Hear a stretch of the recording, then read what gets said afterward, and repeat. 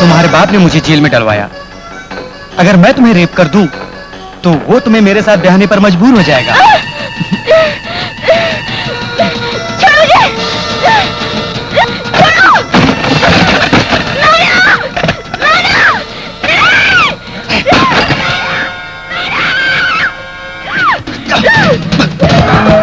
नीलिमा, नीलिमा, दरवाजा खोलो नीलिमा। नीलिमा, दरवाजा खोलो नीलिमा। क्या हुआ मैडम? पता नहीं क्या हो रहा है। नीलिमा, नीलिमा, दरवाजा खोलो नीलिमा, नीलिमा। रावी, मैं कहती छोड़ दो इसको।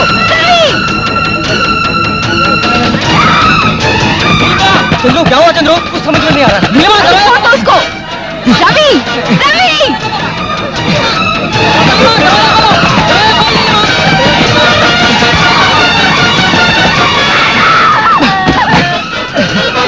रवि, मैं तुम्हारे हाथ जोड़ती हूँ, छोड़ दो इसको, छोड़ दो इसको, छोड़ दो, मैं कहती छोड़ दो, छोड़ो, छोड़ो, छोड़ो, छोड़ो।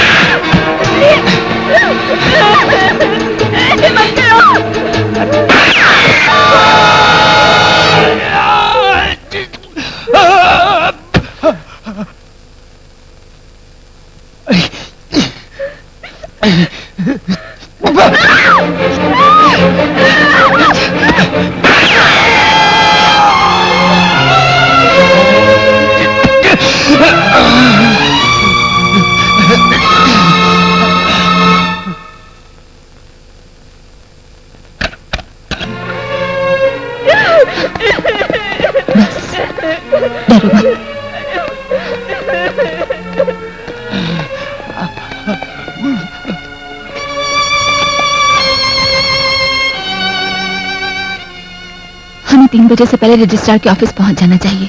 तुम जल्दी से कपड़े बदल लो। आओ।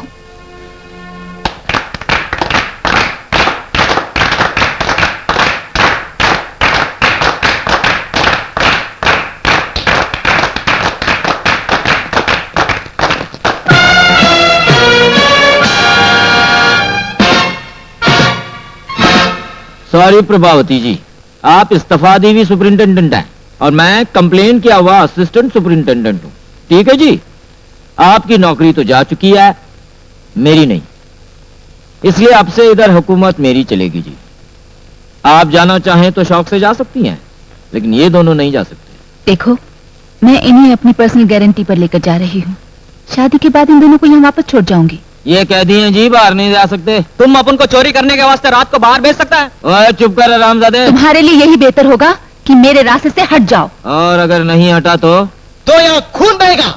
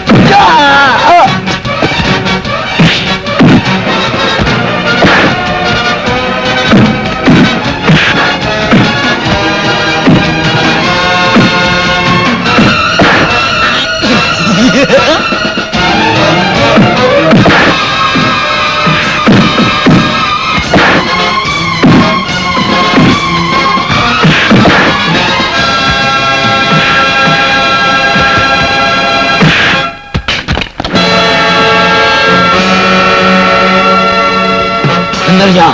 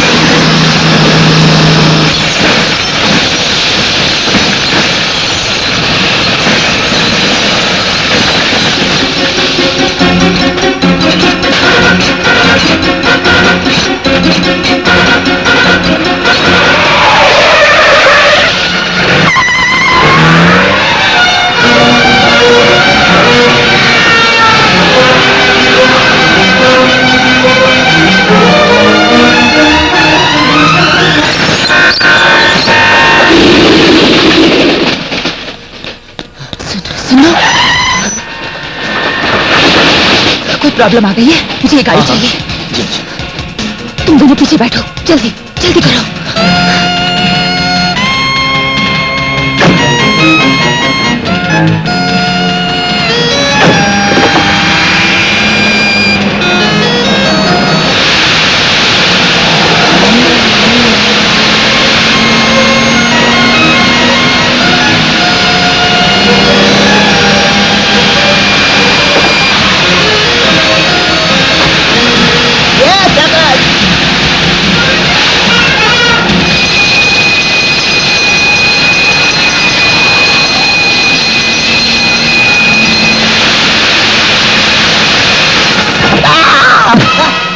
उठो उठो, जल्दी करो, जल्दी। छोड़ दो इसे, चलो।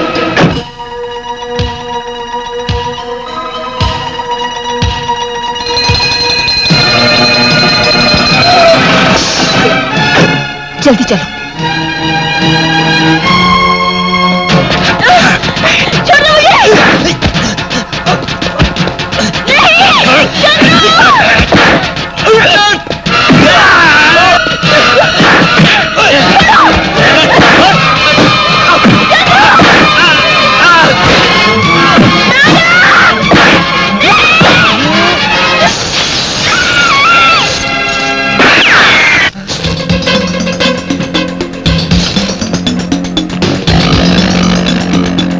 आप इन्हें अंदर ले जाकर शादी करवाइए, मैं इन कमीनों को यही रोकती हूँ। चलो, डोंट मूव।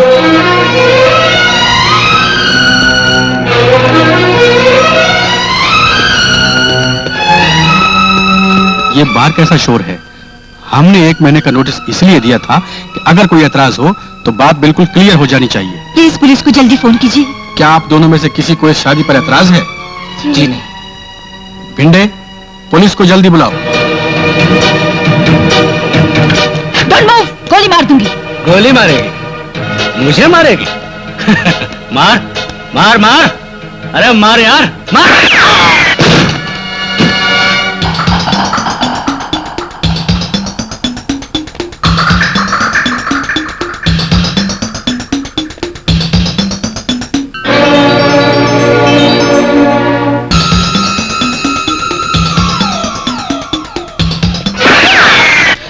अरे जाओ, जाकर शादी रोको।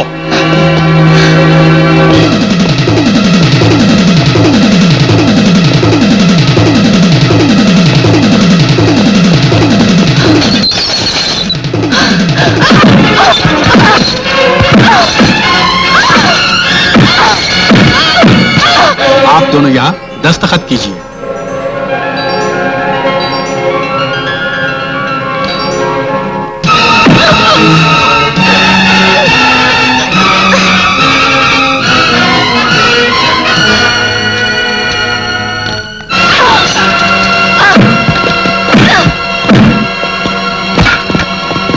रुक जाओ। अगर किसी ने अंदर आने की कोशिश की तो मैं उसे मार डालूंगी। प्रभावती, क्यों अपनी जान की दुश्मन बन रही हो? हट जाओ मेरे रास्ते से। हट कैसे जाऊं? मैं इन दोनों बच्चों के रास्ते से अपने इकलौते बेटे को हटाकर इन्हें यहाँ तक लाई हूँ। मैं इनकी शादी देखे बिना नहीं मरूंगी। फिर तो मुझे तुम्हें मारना ही पड़ेगा।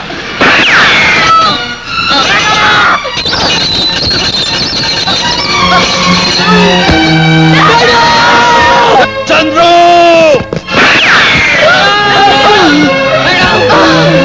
छोड़ दो मुझे, ये मजदूर का लौंडा मेरा दामाद नहीं बनेगा।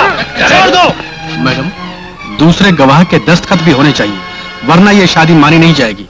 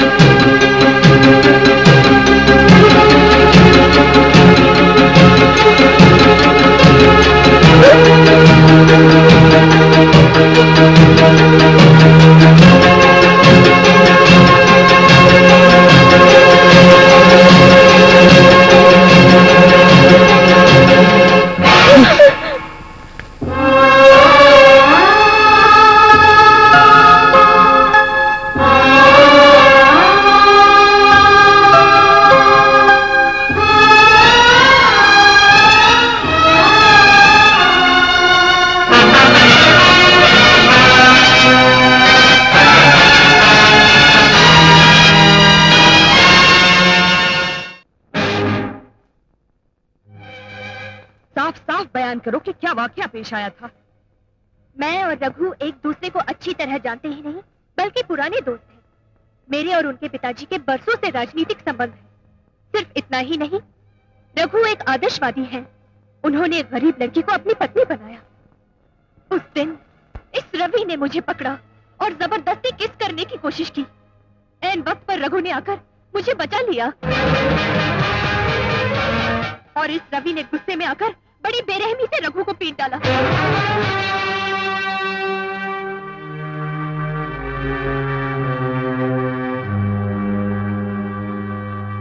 कुमारी पद्मा का बयान सुनने के बाद अदालत मुलजिम रवि को मुजरिम ठहराती है और सेक्शन आईपीसी 351 के तहत 15 दिन की कैद या 2000 रुपए जुर्माना अदा करने का हुक्म देती है।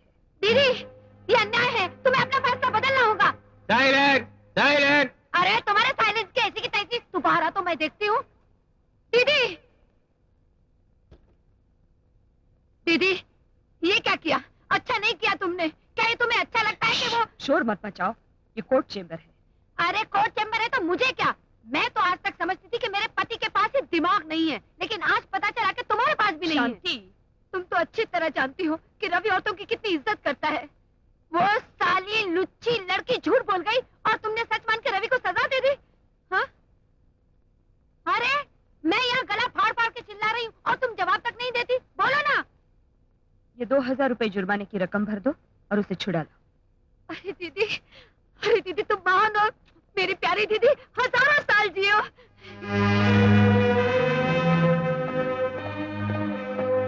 ठहरो, अरे ठहरो, अरे ठहरो बोलती हूँ ना। तुमको तो बस मौका मिलना चाहिए कि लगाई हथकड़ी और लेके चल दिए जीप में। बड़े आए मेरे भाई को ले जाने वाले। ये देखो रुपए लेकर आई हूँ। जुर्माना भर के अपने भैया को यूं छोड़ा के ले जाऊंगी। चल रही? नहीं दीदी, मुझे जाने दो। मैं जेल जाकर ही क्या? रहूंगा।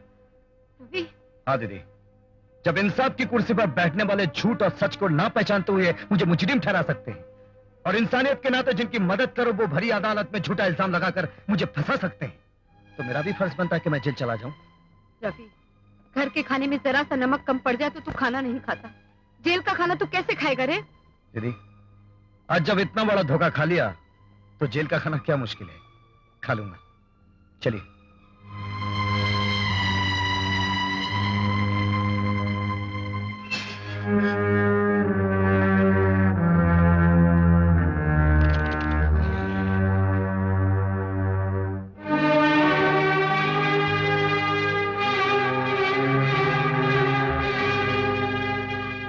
क्यों आई हो तुम? माफी मांगने। तुम्हें शायद धोखे देकर माफी मांगने की आदत हो गई है, लेकिन मेरी आदत नहीं है कि जानबूझकर गलती करने वालों को माफ कर दिया करूं। मैंने अपनी मर्जी से तुम्हें धोखा नहीं दिया। मेरे पिताजी ने मुझे झूठी गवाही देने पर मजबूर किया था। तुम्हारे झूठ से अगर किसी इंसान की जिंदगी बच सकती है तो बोल लो, किसी का घर बच सकता है तो बोल लो, लेकिन अदालत के कठघरे में खड़े होकर झूठ मत बोलो, क्योंकि तुम्हारे झूठ से तुम अपने रिश्तेदारों को, चाहने वालों को बचा तो सकती हो, लेकिन किसी बेगुनाह को बेइज्जत करके जेल की सलाखों के पीछे भी भिजवा सकती हो। मैंने पहले ही कहा ना, मुझे उस बात का अफसोस है। मुझे क्षमा कर दो।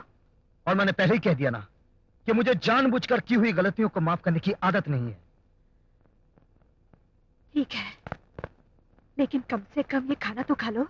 शुक्रिया, इसकी कोई जरूरत नहीं है। मैंने तुम्हारी बहन को कहते हुए सुन लिया था कि अगर खाना मजेदार ना हो तुम बिल्कुल नहीं खाते, इसीलिए अपने हाथों से बनाकर लाई हूँ। जिंदगी में पहली बार चूल्हे के करीब गई हूँ। देखो, मेरा हाथ भी जल गया। अब भी नहीं लोगे? अच्छा, मैं जाती हूँ, लेकिन एक बात याद रखना, जब तक तुम जेल से रिहा नहीं हो जाते तब तक खाना तो एक तरफ, पानी की एक बूंद भी अपने गले से नहीं उतारूंगी। ठहरो।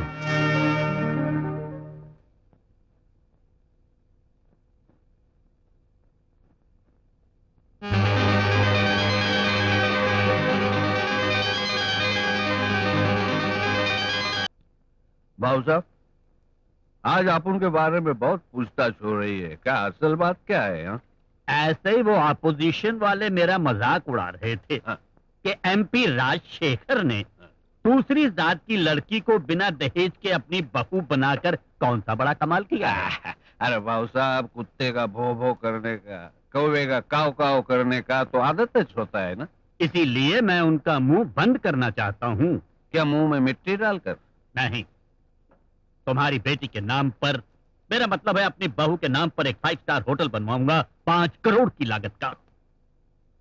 ऐसा भाऊ साहब, ऐसा इतना बड़ा एकदम फड़क दिशी बोल दिया आपने। अगर मेरा हार्ट फेल हो जाता तो बाप रे बाप। वो होटल किस शहर में बनाने वाले हो तुम्ही? किस शहर में? क्या इसी शहर में? कहाँ? तुम्हारी बस्ती में। पर उधर तो हम लोग के झोपड़े हैं भाऊ साहब। अरे अपने रसूख से उन झोपड़ों को तोड़वा डाल। उसके बाद ये गणेश विठल कोल्हापुरी, जो मुश्किल से दिन में 5 रुपए भी नहीं कमा सकता, उसकी बेटी 5 करोड़ की मालकिन बन जाएगी।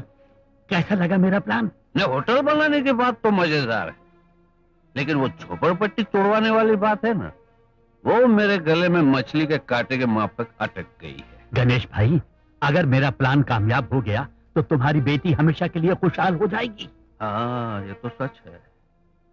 पर भाऊ साहब, अपनी एक बेटी की आंखों में खुशी देखने के लिए मैं 3000 गरीब बेटियों की आंखों में आंसू नहीं देख सकता। गणेश, एक बार फिर से सोच लो। अरे सोचने की जरूरत ही नहीं है भाऊ साहब। तुम्हारी गंदी बातों ने मेरा भेजा खराब कर दिया। उसे अब दारू से धो के साफ करना पड़ेगा। मैं जाता हूं। याद रखना समधी भाऊ, तुमने गरीब इंसान को रिश्तेदार बनाया है, लालची इंसान को नहीं।